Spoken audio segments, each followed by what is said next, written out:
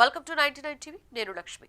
హైదరాబాద్ నగరం మన దేశ చరిత్రలో, సాంకేతికతలో, సాంస్కృతిక వారసత్వంలో ఒక ముఖ్యమైన స్థానాన్ని కలిగి ఉన్న చారిత్రక నగరం. ఈ నగరం కూడా అనేక సార్లు ఉగ్రవాదుల దాడులకు గురైంది. శాంతి, అభివృద్ధి, ఐక్యతకు ప్రతీకగా నిలిచిన ఈ మహానగరం ఉగ్రవాదుల దుష్ట చర్యలతో అనేక బాధలు అనుభవించింది. తాజాగా ఢిల్లీలో పేలుడు ఘటన తర్వాత హైదరాబాద్లో కట్టుదిట్టమైన భద్రతా ఏర్పాట్లు చేశారు. హైదరాబాద్లో స్లీపర్ సెల్స్ ఉన్నారని ఎప్పటి నుండో వార్తలు వినిపిస్తూనే ఉన్నాయి. జిహాద్ కోసం త్యాగం చేయండి, ఈ పవిత్ర యుద్ధంలో మరణిస్తే మీరు స్వర్గానికి వెళ్తారు, మీ కుటుంబాల గురించి ఏ మాత్రం దిగులు చెందకండి, మేమండగా ఉంటాం, వారిని ఆదుకుంటాం. ఇవి హైదరాబాద్లోని యువతను తమ వైపు తిప్పుకునేందుకు ఉగ్రవాద సంస్థలు చేస్తున్న ప్రయత్నాలు. పేద మధ్యతరగతి వర్గాల యువతే టార్గెట్ గా హైదరాబాద్లో ఉగ్రవాద సంస్థలైన ఇండియన్ ముజాహిదీన్, హిజ్బుల్ ముజాహిదీన్, జైషే మహమ్మద్ లాంటివి పనిచేస్తున్నాయి. ఇందుకు స్లీపర్ సెల్స్ అంటే ఎవరు, వీరు ఏం చేస్తుంటారన్నది కూడా కీలకమే. నగరంలో సాధారణ వ్యక్తులుగా తమ పని తాము చేసుకుంటూ తెర వెనుక అవసరమైనప్పుడు ఉగ్రవాద కార్యకలాపాలకు సహకరించేవారిని స్లీపర్ సెల్స్ అంటారు. వీరంతా కూడా రోజువారీ పనులు చేసుకుంటూ తెర వెనుక ఉండి టెర్రరిస్టులకు సహాయపడతారు. ఒకవేళ వీరు పట్టుబడినా ప్లాన్ కి స్కెచ్ చేసిన అసలు టెర్రరిస్టులు మాత్రం బయటకు రారు. అదే వీరి స్పెషాలిటీ.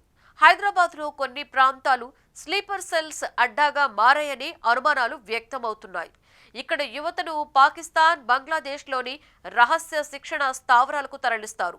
ఉద్యోగం పేరుతో ఇక్కడ వారిని దుబాయ్కి పంపి ఉగ్రవాదులుగా మారుస్తారు. అవసరమైతే జిహాద్ కోసం ప్రాణాలను సైతం వదులుకునేలా వారిని తయారు చేస్తారు.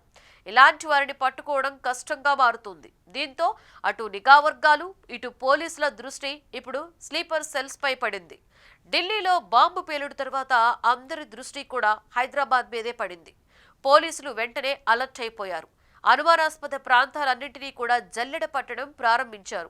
ఒకప్పుడు దేశంలో ఉగ్ర కార్యకలాపాలు ఎక్కువగా ఉన్నప్పుడు ఎక్కడ ఏం జరిగినా హైదరాబాద్ లింక్ ఉండేది.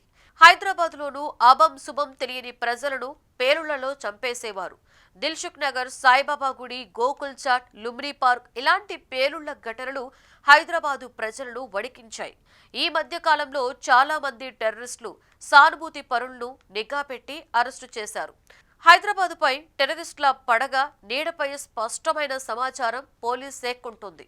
గతంలో ఉన్న అనుభవాలు, హైదరాబాదులో పరిస్థితులు దానికి కారణం. గత 20 ఏళ్లలో హైదరాబాద్ ఊహించినంతగా మారిపోయింది. గ్లోబల్ ఇమేజ్ పెరిగిపోయింది. హైదరాబాద్ను టార్గెట్ చేస్తే ఉగ్రవాదులు మరింతగా తాను అనుకున్న పేరు సంపాదిస్తారు. అందుకే ఉగ్ర ముప్పు హైదరాబాద్కు ఎక్కువే ఉంటుంది. అందుకే ఇప్పుడు పోలీసులు, అధికారులు హైదరాబాదుపై గట్టి నిఘా పెట్టారు. ఈ దేశంలో ఉంటూ, ఈ దేశం తిండి తింటూ, ఈ దేశం గాలి పీలుస్తూ సొంత దేశంలోనే ఉగ్రదాడులకు సహకరిస్తున్న దుర్మార్గులను కఠినంగా శిక్షించవలసిన అవసరం ఎంతైనా ఉంది. దేశద్రోహులకు సరైన బుద్ధి చెప్పేలా చట్టాలు తీసుకురావాలి. ప్రభుత్వాలు, అధికార యంత్రాంగం ఎంతగా చర్యలు తీసుకుంటున్నా, 1000 కళ్లతో కాపలా కాస్తున్నా దేశద్రోహుల కారణంగా ఉగ్రదాడులను అరికట్టలేని పరిస్థితి ఏర్పడింది. ఈ ఏడాదిలో చూస్తే జమ్మూ కాశ్మీర్లో ఉగ్రభూతం పంజా విసిరి ఏకంగా 26 మందిని పొట్టన పెట్టుకుంది. ఇప్పుడు చూస్తే ఢిల్లీ నడిబొడ్డున ఎర్రకోట సమీపంలో కారు బ్లాస్టు జరిగి మారణ హోమం సంభవించింది. ఉగ్ర లింకులు కలిగిన వారంతా కూడా అండర్ గ్రౌండ్ లో స్లీపర్ సెల్స్ గా ఉంటూ సరైన సమయంలో పడగ విప్పుతున్నారు. దేశద్రోహుల సహకారంతో ఉగ్రవాదులు తమ పనిని ఈజీగా కానిస్తున్నారు. స్లీపర్ సెల్స్ ను గుర్తించి వారిని కఠినంగా శిక్షించాలని యావత్ దేశ పౌరులు కూడా కోరుతున్నారు.